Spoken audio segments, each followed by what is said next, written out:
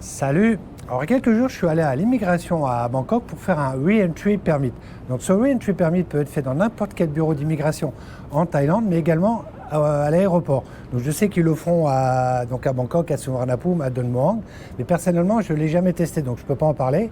Donc, quel que soit l'aéroport de Thaïlande d'où vous partirez, si vous voulez faire ce Re-Entry Permit, donc le jour de votre départ, donc au niveau des migrations dans la zone de départ, renseignez-vous pour être sûr que l'aéroport fournisse ce service et aux horaires bien sûr auxquels vous prendrez votre avion.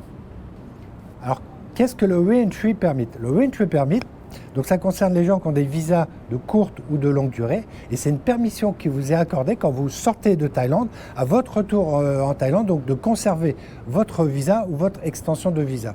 Donc ça se présente comment? C'est juste un tampon qu'ils mettent dans votre passeport avec des dates, les limites de validité.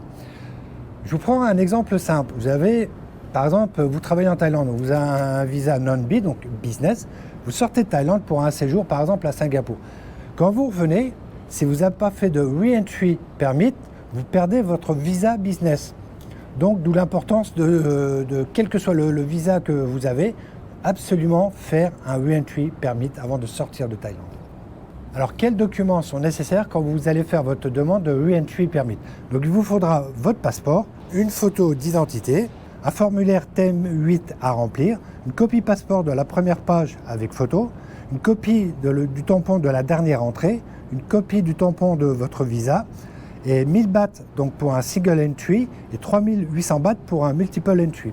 Alors c'est quoi la différence entre single entry et multiple entry? Donc single entry, c'est-à-dire que vous sortez une fois, vous revenez, donc c'est valable une seule fois.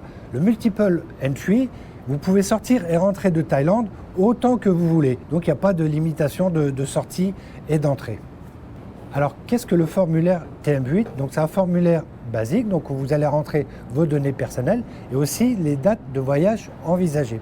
Si par exemple vous annulez votre voyage pour quelque raison que ce soit, votre Re-Entry Permit reste valable jusqu'à la fin de validité de votre visa. Par exemple, on prend un exemple, votre visa est valable jusqu'au 15 mars, vous faites votre Re-Entry Permit début janvier, votre Re-Entry Permit restera valable jusqu'au 15 mars, donc la fin de votre visa. Par contre, il faudra que vous soyez rentré en Thaïlande avant la fin de la validité de ce Re-Entry Permit. Alors j'ai tenu à faire ces deux vidéos parce que je pense que peut-être certains d'entre vous ne savent pas qu'il faut un Re-Entry Permit quand vous sortez, quand vous revenez en Thaïlande.